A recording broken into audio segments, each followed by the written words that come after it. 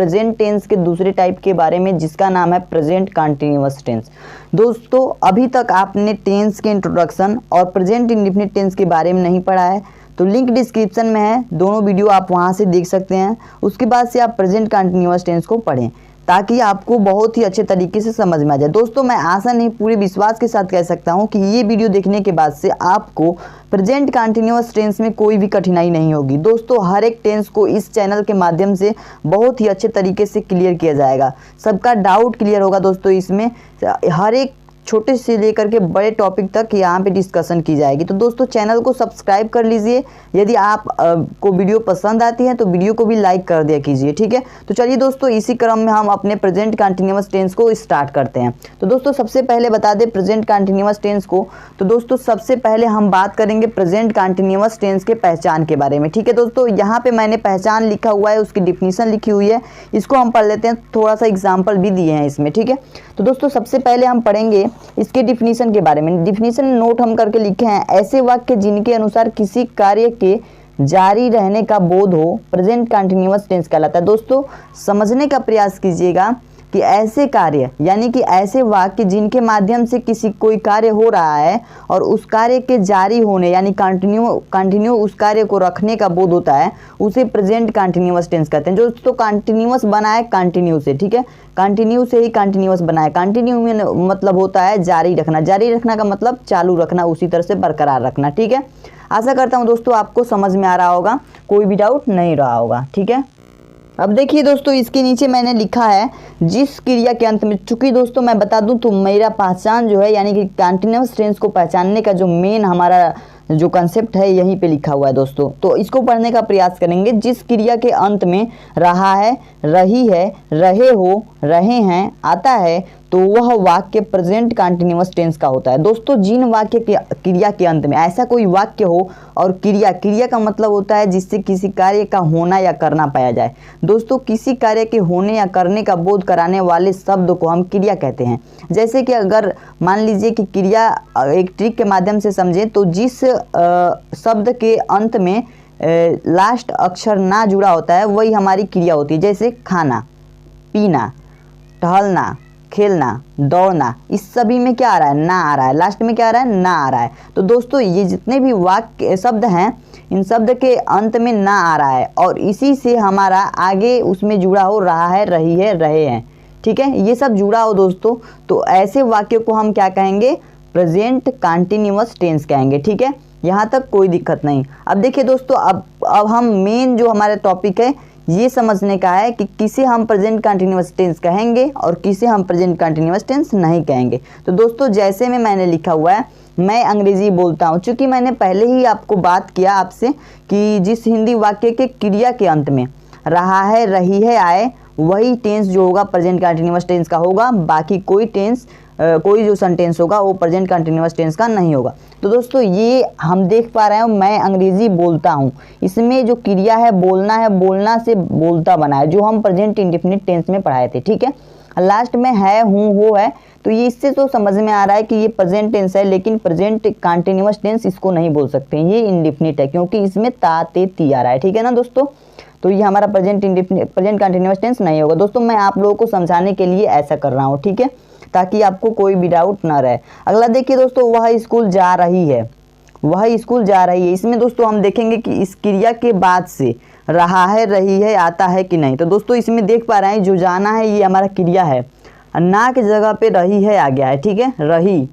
तो ये जो हमारा वाक्य होगा, ये जो सेंटेंस होगा, ये हमारा प्रेजेंट कंटिन्यूअस टेंस का होगा, ठीक है, क्योंकि इसके अंत में रहा है, रही है में से रही है आ रहा है, ठीक है। तो चलिए दोस्तों आगे बढ़ते हैं। अब दोस्तों हम बात करेंगे सेंटेंसेस की, ठीक है। दोस्तों सेंटेंसेस तो आपको बताए ही होंगे इंट्रोडक्शन में कि जो प्रेजेंट टेंस होता है इसमें सेंटेंसेस भी पढ़ने होते हैं, पास्ट टेंस में भी सेंटेंसेस पढ़ने होते हैं, फ्यूचर टेंस में भी सेंटेंसेस पढ़ने होते हैं। इन सेंटेंसेस के 4 भेद हमें पढ़ने होते हैं, affirmative, negative, interrogative and negative. तो दोस्तों सबसे पहले हम बात करेंगे अफर्मेटिव सेंटेंस की, ठीक है, जो आपको हेडिंग के रूप में दिखाई दे रहा होगा। दोस्तों अफर्मेटिव सेंटेंस में होता क्या है, इसके बारे में मैंने बताया था कि अफर्मेटिव सेंटेंस किसे कहते हैं। इसको डिफिनीशन, फुल डिफिनीशन के साथ भी मैंने बताया था प्रेजेंट इंडेफिनिट टेंस पढ़ाते समय। तो आप प्रेजेंट इंडेफिनिट टेंस नहीं पढ़े हैं तो जरूर पढ़ लीजिएगा, ये लिंक डिस्क्रिप्शन में हमने दे दिया है, ठीक है। तो दोस्तों अफर्मेटिव सेंटेंस क्या होता है, जिसे सकारात्मक वाक्य बोलते हैं। इसका जो डिफिनीशन होता है, इसमें ऐसे वाक्य आते हैं, यानी कि अफर्मेटिव सेंटेंस में ऐसे वाक्य आते हैं जिनको साकार किया जाने का बोध हो, ठीक है, जिसको साकार करने का यानी कि स्वीकार किया जाने का बोध होता है, वही जो सेंटेंसेज होते हैं हमारे अफर्मेटिव सेंटेंस होते हैं, ठीक है। जैसे की बात करें दोस्तों, तो जैसे में वह एक गीत गा रही है। दोस्तों हमने पहले ही पढ़ा है इसके जो पहचान के बारे में, तो रहा है रही है तो आना ही चाहिए। और अफर्मेटिव सेंटेंस का मतलब होता है जिसे स्वीकार किया गया हो। तो वह एक गीत गा रही है, यह स्वीकार्य है कि वह एक गीत गा रही है, इस कथन क्या है, सत्य है, ठीक है, स्वीकार करने का बोध उत्पन्न हो रहा है। मैं टहल रहा हूँ, ठीक है, एक कोई लड़का है वो खुद को अपने ऊपर स्वीकार कर रहा है कि मैं टहल रहा हूँ, ठीक है, इत्यादि बहुत सारे सेंटेंस बन सकते हैं जिसको स्वीकार किया जाए, ठीक है। तो इस प्रकार से ये हमारे को क्या हो गए, एग्जाम्पल्स हो गए, जैसे में हो गए। अब देखिए दोस्तों, सबसे मेन जड़ जो हम कहा करते हैं इस टेंस को पढ़ते समय, वो है हमारा रूल, जिसे हम स्ट्रक्चर भी कहते हैं, ठीक है। तो रूल और स्ट्रक्चर, यानी रूल यानी स्ट्रक्चर के बारे में हम लोग अगर पढ़ लेते हैं खूब अच्छे तरीके से, तो हमें टेंस बनाते समय, किसी भी वाक्य को बनाते समय कोई भी गलती नहीं होगी, ठीक है। तो सबसे पहले हम देखेंगे कि इसमें यानी कि प्रेजेंट कंटिन्यूअस टेंस के अफर्मेटिव सेंटेंस में हम किस रूल का प्रयोग पढ़ेंगे। सबसे पहले हम रूल में लिखेंगे सब्जेक्ट को, ठीक है। सब्जेक्ट मतलब होता है दोस्तों कर्ता। कर्ता का मतलब होता है किसी वाक्य में जो व्यक्ति किसी कार्य को कर रहा होता है, जिससे किसी कार्य का करना पाया जाता है, उसे हम कर्ता कहते हैं, ठीक है। कर्ता लिखना है, उसके बाद से इज एम आर को लिखना है दोस्तों, ठीक है, इज एम आर को लिखना है दोस्तों। इज एम आर में बहुत सारे बच्चे कंफ्यूज हो जाते हैं, इसके लिए मैंने यहाँ पे बहुत ही अच्छे तरीके से लिखा है कि कब इज का प्रयोग करना है, कब एम का प्रयोग करना है, कब आर का प्रयोग करना है। दोस्तों देखिए, इज का प्रयोग कब करना है, एक वचन कर्ता के साथ करना है, ठीक है, ध्यान रखिएगा। इज का प्रयोग एक वचन कर्ता के साथ करना है।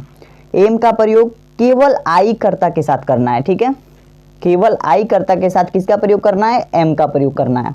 आर का प्रयोग बहुवचन कर्ता के साथ करना है, किसके साथ, बहुवचन कर्ता के साथ। दोस्तों अब एक वचन बहुवचन क्या होता है ये सब पढ़ाने की जरूरत नहीं है, क्योंकि आप लोग बहुत ही छोटे छोटे क्लासों में भी ये सब सीख गए होंगे, ठीक है। तो एक वचन जिससे एक व्यक्ति का बोध हो या एक का बोध हो, और बहुवचन मतलब जिससे बहुत दो या दो से अधिक व्यक्तियों या वस्तुओं का बोध हो, ठीक है, उसे बहुवचन कहते हैं।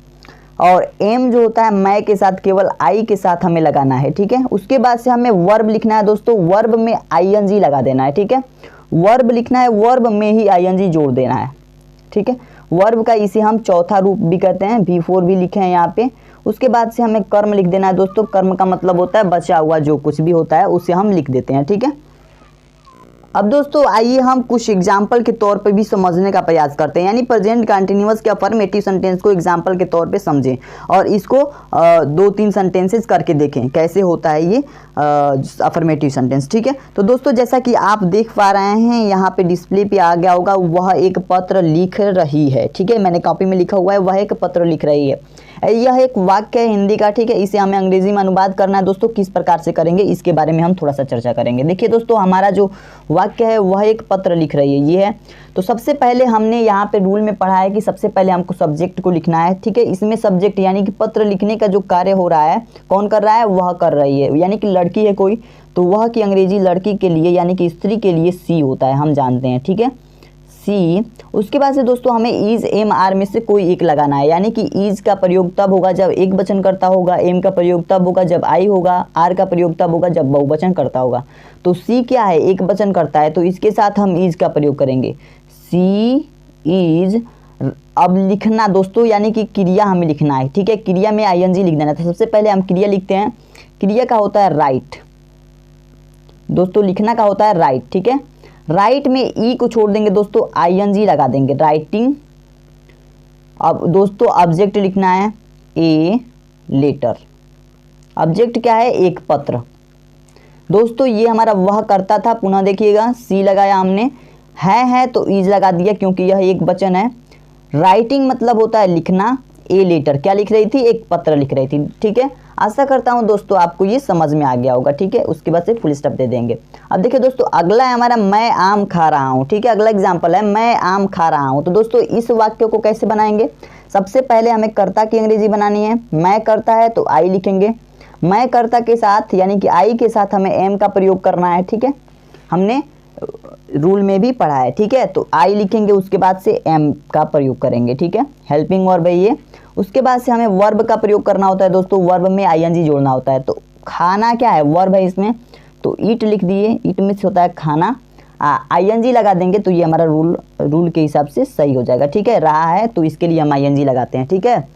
आई एम ईटिंग, क्या खा रहा है, मैंगो, यानी कि यही क्या है, ऑब्जेक्ट है, कर्म है।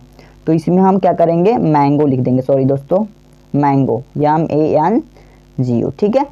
इस प्रकार से जो होगा हमारा सेंटेंस सही हो जाएगा। अब देखिए अगला है हमारा, हम लोग दिल्ली जा रहे हैं, ये बहुवचन कर्ता का है, इसको भी हम समझ लेते हैं। सबसे पहले हम किसका बनाएंगे, हम लोगों की अंग्रेजी बनाएंगे। हम लोग क्या है, कर्ता है, तो वी मतलब होता है हम लोग। वी के साथ यानी बहुवचन कर्ता के साथ आर का प्रयोग होता है दोस्तों, तो वी के साथ हम क्या लगाएंगे, आर, ठीक है।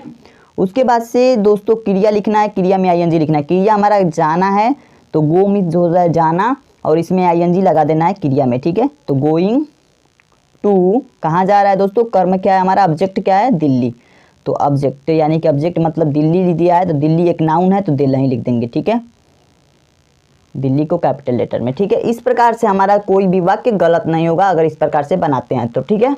अब दोस्तों अफर्मेटिव सेंटेंस पढ़ने के बाद से दूसरा हमारा जो सेंटेंस होता है, दूसरा होता है हमारा नेगेटिव सेंटेंस, जिसे हम हिंदी में नकारात्मक वाक्य बोलते हैं।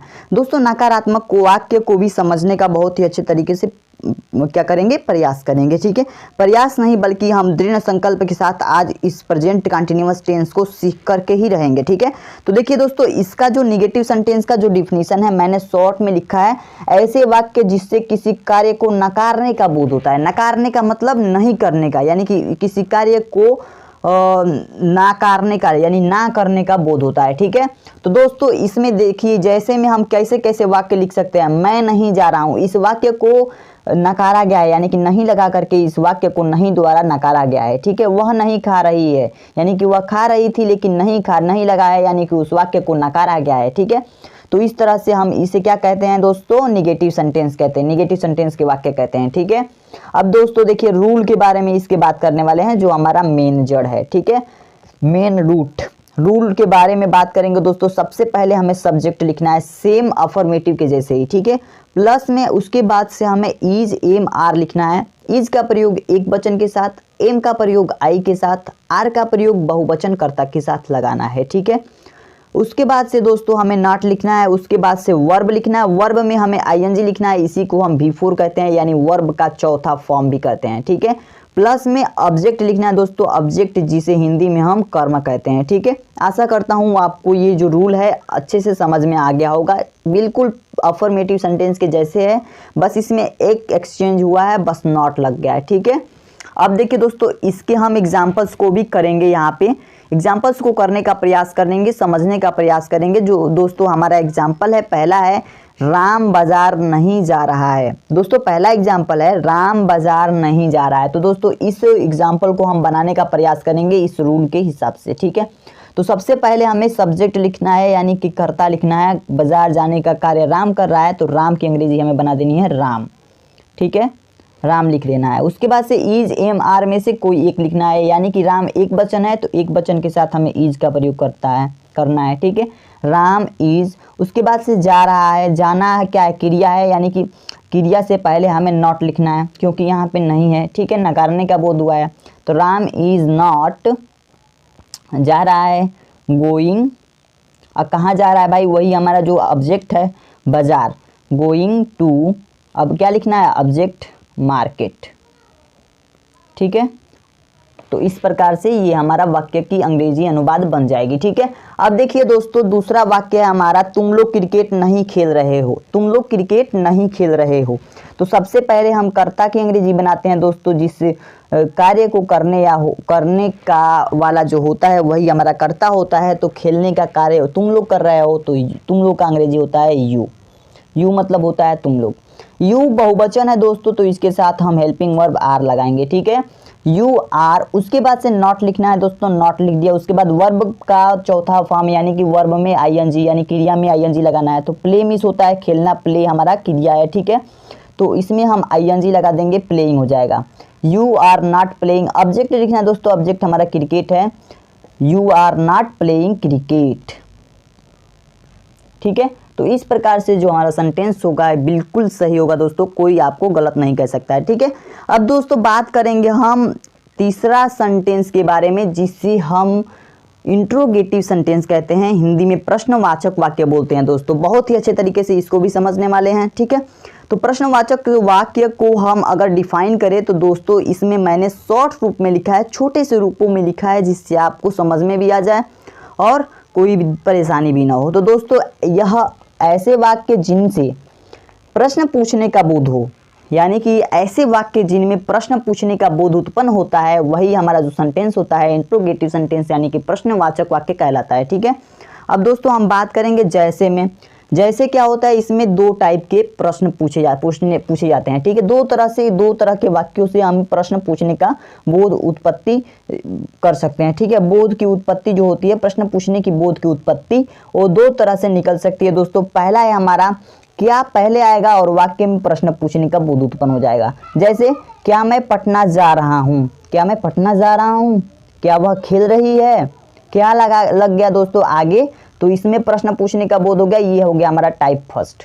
ठीक है, टाइप सेकंड के बारे में अगर बात करें दोस्तों, टाइप सेकंड के बारे में तो दोस्त देखिए यहाँ पे मैं क्या पढ़ रहा हूँ, यानी कि क्या जो है बीच में आ गया। ठीक है, इस वाक्य के बीच में आ गया। पहले क्या था कि क्या जो है पहले आ रहा था, लेकिन इस बार बीच में आ गया। ठीक है, ये हम प्रेजेंट इंडेफिनिट में भी पढ़ाती हैं, तो जो प्रेजेंट इंडेफिनिट पढ़े हैं उनको बहुत अच्छे तरीके से समझ में आ रहा होगा। इसमें भी समझ में आ जाएगा दोस्तों, आप लोगों को समझ में कोई भी घबराने की जरूरत नहीं है। ठीक है, तुम कब वहाँ जा रहे हो। ठीक है, इसमें भी दोस्तों देख सकते हैं कि जो प्रश्नवाचक वाक्य है बीच में आया है और प्रश्न पूछने का बोध उत्पन्न हो रहा है। ठीक है, तो ये टाइप 2 क्या है, टाइप फर्स्ट और टाइप सेकंड दोनों के रूल होते हैं दोस्तों। दोनों के रूल को एग्जाम्पल के द्वारा भी बताएंगे। ठीक है, सबसे पहले हम देखेंगे रूल फर्स्ट के बारे में। ठीक है, जो टाइप 1 के लिए है। देखिए दोस्तों, रूल हमारा जो टाइप 1 के लिए है वो ये कहता है इज एम आर का प्रयोग। ठीक है, सबसे पहले हमें इज एम आर का प्रयोग करना है, पहले ही हमें हेल्पिंग वर्ब लगाने हैं।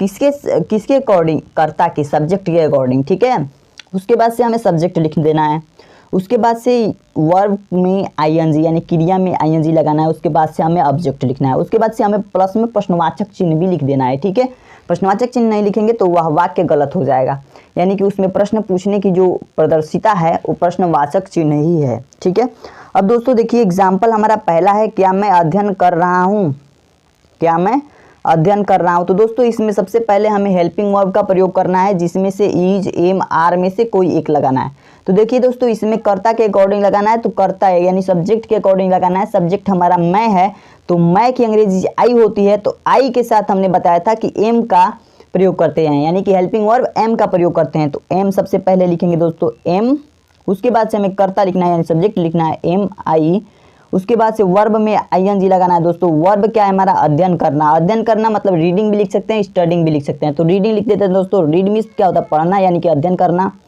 और इसमें हम आईएनजी लगा देना यानी V4 का प्रयोग करना है। ठीक है, इसमें आईएनजी लगा दिया हमने, एम आई रीडिंग। अब दोस्तों इसमें ऑब्जेक्ट नहीं है, तो यहाँ पे हमारा जो वाक्य का अनुवाद है समाप्त होता है प्रश्नवाचक चिन्ह दे करके। ठीक है, आशा करता हूँ दोस्तों ये भी समझ गए होंगे आप। दूसरा एग्जाम्पल जो हमारा है वो है क्या तुम हंस रहे हो। दूसरा एग्जाम्पल हमारा क्या तुम हंस रहे हो, क्या तुम हंस रहे हो। तो इसको कैसे बनाएंगे दोस्तों, सबसे पहले कर्ता के अकॉर्डिंग इज एम आर में से कोई एक चूज करेंगे, कोई एक लगाएंगे। कर्ता तुम है यानी कि बहुवचन है, तो इसमें हम आर का प्रयोग करेंगे, हेल्पिंग वर्ब आर का प्रयोग करेंगे, आर। उसके बाद सब्जेक्ट लिखेंगे, सब्जेक्ट क्या है, तुम, यू, यानी कि जो कर्ता है तुम है तो यू लगा दिए। ठीक है, आर यू। उसके बाद से दोस्तों इसमें ऑब्जेक्ट नहीं है, कहीं भी आप देख पा रहे हैं, हंस रहे ये हमारा वर्ब है, क्रिया है। तो वर्ब में आईएनजी हमें लगा देना। लाफ मीन्स होता है दोस्तों हंसना, LAUGH, और इसमें हमें आईएनजी जोड़ देना है। ठीक है, उसके बाद से प्रश्नवाचक चिन्ह है तो प्रश्नवाचक चिन्ह लगा देना है। ठीक है, तो इस तरह से हमारा जो यह भी वाक्य है इसका अनुवाद बन जाएगा। ठीक है, बहुत ही आसानी तरीके से। अब दोस्तों हम रूल सेकंड के बारे में बात करने हैं, यानी रूल के टाइप सेकंड के बारे में बात करने वाले हैं दोस्तों। टाइप फर्स्ट हमने पढ़ लिया, उसके साथ एग्जांपल भी सॉल्व किए। अब हम रूल में टाइप सेकंड के बारे में पढ़ेंगे और इसमें भी एग्जांपल समझने का प्रयास करेंगे। यहाँ पे स्ट्रक्चर दिया हुआ है दोस्तों, इस स्ट्रक्चर को सबसे पहले समझने का प्रयास करते हैं। क्वेश्चन वर्ड मीनिंग्स, यानी कि क्वेश्चन वर्ड का मतलब होता है दोस्तों प्रश्नवाचक वाक्य, प्रश्नवाचक शब्द। ठीक है, प्रश्नवाचक शब्द यानी कि किसी भी वाक्य के बीच में अगर प्रश्नवाचक शब्द आए हों तो सबसे पहले हमें प्रश्नवाचक शब्द की अंग्रेजी बनानी होती है। लाइक दैट, ऐसे एग्जाम्पल मिलेंगे आप लोगों को, जैसे कि मैं कहाँ सो रहा हूँ, इस तरह के वाक्य मिलेंगे। तो बीच में प्रश्नवाचक वर्ड है, तो प्रश्नवाचक वर्ड की अंग्रेजी जो है हमें सबसे पहले बनानी होती है, इसलिए मैंने रूल में लिखा हुआ है क्वेश्चन वर्ड मीनिंग, ठीक है। प्लस उसके बाद से हमें कर्ता के अकॉर्डिंग यानी कि सब्जेक्ट के अकॉर्डिंग इज एम आर का प्रयोग करना है। उसके बाद से हमें कर्ता लिखना है, उसके बाद वर्ब लिखना है दोस्तों, इसमें आईएनजी यानी कि इसे V4 भी कहते हैं, प्लस सब्जेक्ट। एक ही बात मैं दोस्तों बार बार बता रहा हूँ ताकि आपके ज्ञान चक्षु में ये बैठ जाए, ठीक है। ये बात आपके ज्ञान चक्षु में बैठ जाए और आपको हमेशा के लिए डाउट क्लियर हो जाए आपका, ठीक है, और आप अच्छे से सीख जाएं प्रेजेंट कंटिन्यूअस टेंस के हर एक टॉपिक को, ठीक है, हर एक छोटे से छोटी चीज़ों को। तो दोस्तों सबसे पहले हम एग्जांपल को सॉल्व करेंगे इस स्ट्रक्चर के आधार पे, इस रूल के आधार पे। दोस्तों हमारा पहला एग्जांपल है मैं कहाँ सो रहा हूँ, ठीक है। मैं कहाँ सो रहा हूँ दोस्तों, ये एग्जांपल है। इसमें हमारा जो क्वेश्चन वर्ड दिख रहा है, एक ऐसा शब्द दिख रहा है जो जिससे प्रश्न पूछने का बोध हुआ है, वो है कहाँ, ठीक है। और यही हमारा क्वेश्चन वर्ड जो है, इसकी अंग्रेजी हमें पहले बना लेनी है, ठीक है। तो कहाँ की अंग्रेजी क्या होती है दोस्तों, वेयर। वेयर हमें पहले बना लेना है, वेयर हमने लिख लिया, ठीक है। वेयर के बाद से दोस्तों इज एम आर में से कोई भी हेल्पिंग वर्ब चूज करना है, किसके अकॉर्डिंग, सब्जेक्ट के अकॉर्डिंग। सब्जेक्ट हमारा मैं है, तो मैंने बताया था स्टार्टिंग में ही, मैंने बता दिया था कि मैं किसके साथ लगाना, मैं किसके साथ किस हेल्पिंग वर्ब का प्रयोग करना है, एम का, ठीक है। तो मैं के साथ एम लगाना है, वेयर एम। उसके बाद से दोस्तों हमें सब्जेक्ट लिखना है, यानी मैं की अंग्रेजी लिखनी है अब, वेयर एम आई। उसके बाद से दोस्तों वर्ब लिखना है, उसमें आईएनजी जोड़ देना है। वर्ब क्या है, सोना, तो स्लीप मिस होता है सोना, ठीक है। ऐसे में रहा है यानी कि इसके लिए हम आईएनजी लिखवा रहे हैं, तो इसमें आईएनजी लिख देना है, वेयर एम आई स्लीपिंग। दोस्तों इसमें ऑब्जेक्ट नहीं है, तो ऑब्जेक्ट की अंग्रेजी नहीं बनेगी। किसी किसी वाक्य में ऑब्जेक्ट होते हैं, किसी किसी वाक्य में ऑब्जेक्ट नहीं होते हैं, ठीक है। तो यहाँ पे अब प्रश्नवाचक वाक्य लगा करके हमें इस वाक्य को छोड़ देना है, ठीक है। इस वाक्य का अनुवाद हमें बन गया, ठीक है। अब दोस्तों देखिए अगला एग्जाम्पल है हमारा, दूसरा एग्जाम्पल है वह क्यों बाजार में नाच रही है। वह क्यों बाजार में नाच रही है, कोई लड़की है, उसे कहा जा रहा है, उससे प्रश्न पूछा जा रहा है, कोई प्रश्न दूसरे से पूछ रहा है कि वह बाजार में क्यों नाच रही है। तो सबसे पहले हमें क्वेश्चन वर्ड की अंग्रेजी बनानी है दोस्तों, जो आया है क्यों। क्यों की अंग्रेजी बना लेनी है सबसे पहले, वाई मिस होता है दोस्तों क्यों, ठीक है। मैंने वाई लिख लिया। उसके बाद से हमें कर्ता के अकॉर्डिंग हेल्पिंग वर्ब चूज करने हैं, यानी इज एम आर में से कोई एक चूज करना है। तो दोस्तों कर्ता हमारा वह है, तो वह एक वचन है, तो इसके लिए हम इज चूज करेंगे, इज लगाएंगे। वाई इज, लड़की है ना, लड़की नाच रही है, तो इज वह का अंग्रेजी होगा she, why is she dancing. Dance मतलब नाचना, यानी वर्ब है दोस्तों। हमने लिखा question word, is am are लगा दिया, इज सब्जेक्ट लिखा हमने सी, वर्ब है हमारा नाचना, तो डांस लिख दिए, उसमें आईएनजी लगा देना है दोस्तों, डांसिंग। अब दोस्तों कहाँ नाच रही है, बाजार में, इन दी मार्केट। मार्केट दोस्तों इस प्रकार से जो हमारा वाक्य होगा ये हमारा बन जाएगा, ठीक है। अब दोस्तों देखिए हमारा जो अगला है, अगला जो हमारा सेंटेंस है, जिसे हम कहते हैं इंट्रोगेटिव नेगेटिव सेंटेंस, जिसको हम पढ़ते हैं दोस्तों प्रश्नवाचक नकारात्मक वाक्य। हिंदी में इसको पढ़ते हैं प्रश्नवाचक नकारात्मक वाक्य, इंट्रोगेटिव नेगेटिव सेंटेंस। दोस्तों इसमें देखिए दोस्तों ऐसे वाक्य जिनमें प्रश्न भी पूछा गया हो और नकारा भी गया हो, ऐसे वाक्य जिनमें किसी कथन पे प्रश्न भी पूछा गया हो और उसे नकारा भी गया हो, उसे ना भी किया गया हो, ऐसे वाक्यों को हम इंट्रोगेटिव नेगेटिव सेंटेंस कहते हैं। और यदि उसके अंत में रहा है, रही है, रहे हैं, रहे हो आता है, तो ऐसे वाक्यों को हम प्रेजेंट कंटिन्यूअस टेंस का इंट्रोगेटिव नेगेटिव सेंटेंस कहेंगे, ठीक है। तो देखिए दोस्तों अब हम बात करेंगे इसमें जैसे के बारे में। दोस्तों जैसे इसमें भी टाइप फर्स्ट टाइप सेकंड आएंगे, क्यों, क्योंकि इसमें इंट्रोगेटिव का नाम आया है, ठीक है। इंट्रोगेटिव जहाँ भी होगा वहाँ पे टाइप फर्स्ट टाइप सेकंड के क्वेश्चन पूछे जाने का बोध होता है, ठीक है। अब देखिए दोस्तों इसमें जैसे में क्या मैं नहीं खेल रही हूँ, ये टाइप फर्स्ट के एग्जाम्पल हैं, ठीक है। टाइप फर्स्ट के एज हैं, यानी कि जैसे में क्या वह सो रही है, टाइप फर्स्ट ही है, ठीक है। इसमें पहले क्या आता है, प्रश्न पूछता है, प्रश्न पूछने का बोध उत्पन्न करता है। दूसरा है हमारा दूसरा टाइप है जो क्या क्यों कब कैसे है, ये बीच में आएगा, यानी प्रश्नवाचक शब्द बीच में आकर के प्रश्न पूछने का बोध करते हैं। मैं बाजार क्यों नहीं जा रहा हूँ, वह कब नहीं दौड़ रहा है, ठीक है, इस प्रकार से आता है। तो दोस्तों हमने टाइप फर्स्ट टाइप सेकंड के बारे में बहुत बार चर्चा कर लिया है, तो इसको अब ज़्यादा समझाने की ज़रूरत नहीं है, ठीक है। अब चलिए हम टाइप फर्स्ट के रूल के बारे में पढ़ेंगे, ठीक है। तो दोस्तों यहाँ पे देख पा रहे हैं रूल है हमारा टाइप 1 के लिए। तो टाइप 1 के लिए रूल जो हमारा है इज एमआर सबसे पहले लिखना है, उसके बाद से हमें सब्जेक्ट लिखना है, यानी हेल्पिंग वर्ब लिखना है। इसको बताने की जरूरत नहीं है कि इज का प्रयोग कहाँ करना है, एम का प्रयोग कहाँ करना है, आर का प्रयोग कहाँ करना है, अभी तक आपने बहुत अच्छे तरीके से सीख लिया है। ठीक है, अब दोस्तों हमें सब्जेक्ट लिखना है, उसके बाद से नॉट लिखना है। ठीक, सब्जेक्ट यानी करता, उसके बाद नॉट लिखना है, वर्ब में आईएनजी लगाना है, उसके बाद सब्जेक्ट लिख देना है दोस्तों। इसके हिसाब से हम चलिए 2-3 एग्जाम्पल को हम सॉल्व करके दिखाते हैं। तो दोस्तों हमारा पहला एग्जाम्पल है, क्या श्याम सुबह में नहीं टहल रहा है। तो दोस्तों इसमें हमें इज एम आर को पहले लिखना है, किसके अकॉर्डिंग, कर्ता के अकॉर्डिंग, यानी कि सब्जेक्ट के अकॉर्डिंग। सब्जेक्ट हमारा श्याम है, तो श्याम एक वचन में है, तो इसके लिए हम हेल्पिंग वर्ब इज का प्रयोग करेंगे, क्योंकि एक वचन के साथ हम इज का प्रयोग करते हैं, इज। उसके बाद हमें कर्ता लिखना है, सब्जेक्ट लिखना है, तो इज श्याम, इज श्याम। उसके बाद दोस्तों नॉट लगाना है, तो नॉट। उसके बाद से वर्ब लिखना है दोस्तों, वर्ब हमें वाक है, वाक मीन्स टहलना होता है, इसमें आईएनजी लगा देंगे, वॉकिंग इन दी मॉर्निंग।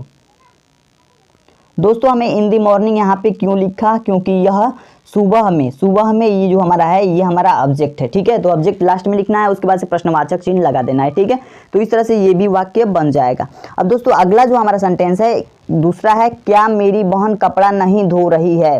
क्या मेरी बहन कपड़ा नहीं धो रही है। दोस्तों इसको भी बनाने का प्रयास करते हैं। सबसे पहले हम कर्ता को देखेंगे, कर्ता के अकॉर्डिंग हमें हेल्पिंग वर्ब लिखना है, इज एम आर में से कोई एक। तो दोस्तों हमारा जो कर्ता है मेरी बहन है, मेरी बहन है तो एक ही होगी ना, मेरी एक ही बहन तो कपड़ा धो रही है, 10 बहनें तो धो नहीं रही हैं। ठीक है, मेरी बहनें अगर होता तब हम इसको बहुवचन मानते। तो दोस्तों सबसे पहले हम इसको बनाएंगे, तो इसमें हमको लिखना है, क्या लिखना है दोस्तों, सबसे पहले हमें इज एम आर में से कोई एक लिखना है। तो सबसे पहले हम यहाँ पे लिख देंगे इज, क्योंकि यह है मेरी बहन एक वचन है। ठीक है, इज।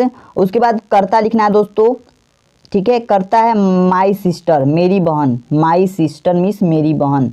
ठीक है, इज माई सिस्टर। उसके बाद दोस्तों हमें नॉट लगाना है, नॉट वॉशिंग, वॉश मीन्स धोना, क्योंकि वर्ब है, वर्ब में आईएनजी लगाना है दोस्तों, तो वॉश मीन्स होता है धोना, इसमें आईएनजी लगा देंगे, washing. Is my sister not washing. अब दोस्तों क्या, कपड़ा, यानी कि मेरी बहन कपड़ा नहीं धो रही है, तो वॉशिंग दी क्लोथ्स। क्लोथ्स क्या है हमारा, इसमें हमारा ऑब्जेक्ट है। ठीक है, क्लोथ्स। अब यहाँ पे प्रश्नवाचक चिन्ह लगा देना दोस्तों। ठीक है, इस तरह से आप किसी भी वाक्य को बनाने में सक्षम हो सकेंगे, किसी भी वाक्य को बना लेंगे दोस्तों इस रूल के हिसाब से। ठीक है, अब चलिए दोस्तों इसी तरह का वाक्य बनाएंगे, ऐसा नहीं है कि किसी और तरीके का वाक्य ढूंढ करके बनाएंगे, इस तरीके के वाक्य के किसी भी वाक्य को बना लेंगे। ठीक है, ये मेरा कहने का मतलब है। अगला हमारा रूल सेकेंड टाइप 2 के लिए। ठीक है, रूल सेकेंड देखेंगे दोस्तों, सबसे पहले हमें लिखना है meaning of QW, question word. QW मतलब क्वेश्चन वर्ड। ठीक है, मीनिंग सबसे पहले हमें मीनिंग लिखना है QW का, क्वेश्चन वर्ड का। उसके बाद इज एम आर का प्रयोग करना है, यानी हेल्पिंग वर्ब। उसके बाद सब्जेक्ट लिखना है, उसके बाद नॉट, उसके बाद भी वर्ब यानी V4। ठीक है, वर्ब का में आईएनजी या उसके बाद से ऑब्जेक्ट, उसके बाद प्रश्नवाचक वाक्य। ठीक है, अब देखिए दोस्तों इसमें भी एग्जाम्पल के तौर पे हम समझने का प्रयास करेंगे इस स्ट्रक्चर के आधार पर। देखिए दोस्तों हमारा एग्जाम्पल जो है, वह कब रात में नहीं जा रही है, वह कब रात में नहीं जा रहे। दोस्तों सबसे पहले हमें QW को बनाना है, यानी कि इस शब्द को बनाना है, इस शब्द की अंग्रेजी बनानी है। तो वह की अंग्रेजी, कब की अंग्रेजी क्या होगी दोस्तों, व्हेन। व्हेन मीन्स कब होता है, व्हेन हमने लिख दिया। उसके बाद से दोस्तों हमें कर्ता के अकॉर्डिंग इज एम आर में से कोई चूज करना है। कर्ता हमारा वह एक वचन है, तो इसके साथ हम इज लगाएंगे, व्हेन इज। उसके बाद वह की अंग्रेजी बनाएंगे ही, यानी सब्जेक्ट की अंग्रेजी बनाएंगे। उसके बाद नॉट लिखेंगे, why, when is he not. उसके बाद दोस्तों वर्ब लिखेंगे, वर्ब में आईएनजी लगा देंगे, गोइंग टू। गोइंग दोस्तों टू नहीं लगाएंगे, क्योंकि कहीं बाजार उजार नहीं जा रही है, रात में जा रही है, एट नाइट। तो इसका जो हमारा सेंटेंस हुआ दोस्तों, यानी कि वह कब रात में नहीं जा रही है, इसका जो अंग्रेजी में सेंटेंस होगा, when is he not going at night. ठीक है, इस तरह से बना लेंगे। अब दोस्तों अगला जो हमारा है दूसरा, मैं पटना क्यों नहीं जा रहा हूँ। इस वाक्य को कैसे बनाएंगे दोस्तों, सबसे पहले हमें QW यानी क्वेश्चन वर्ड को लिखना है। तो क्यों क्या है, QW हमारा है, तो क्यों की अंग्रेजी होती है दोस्तों, वाई। वाई बना लिया हमने। उसके बाद से हमें कर्ता के अकॉर्डिंग इज एम आर यानी हेल्पिंग वर्ब में से कोई एक चूज करना है। तो हेल्पिंग वर्ब हमारा जो करता है मैं है, तो यानी कि आई के साथ हम एम का प्रयोग करते हैं, तो वाई एम आई। उसके बाद आई लिखना है, यानी कर्ता बाद में लिखना है। उसके बाद दोस्तों वर्ब में आईएनजी लगाना है, यानी कि उससे पहले हमें नॉट लिखना है। ठीक है, अगर रूल को देखें तो वाई एम आई नॉट। उसके बाद गोइंग टू पटना। ठीक है, अब प्रश्नवाचक चिन्ह लगा करके दोस्तों इस तरह से छोड़ देंगे। तो दोस्तों आशा करता हूँ कि मेरे इतने मेहनत करने के बाद से, मेरे इतने समझाने के बाद से आप बहुत ही अच्छे तरीके से इस प्रेजेंट कंटिन्यूअस टेंस को समझ गए होंगे। ठीक है, प्रेजेंट कंटिन्यूअस टेंस को समझने में आपको कोई भी परेशानी नहीं हुई होगी। यदि कोई परेशानी हुई भी होगी तो आप कमेंट करके ज़रूर बताइएगा। यदि हमसे कोई भूल से भी कोई मिस्टेक हो गई हो तो उसे आप क्षमा कीजिएगा दोस्तों।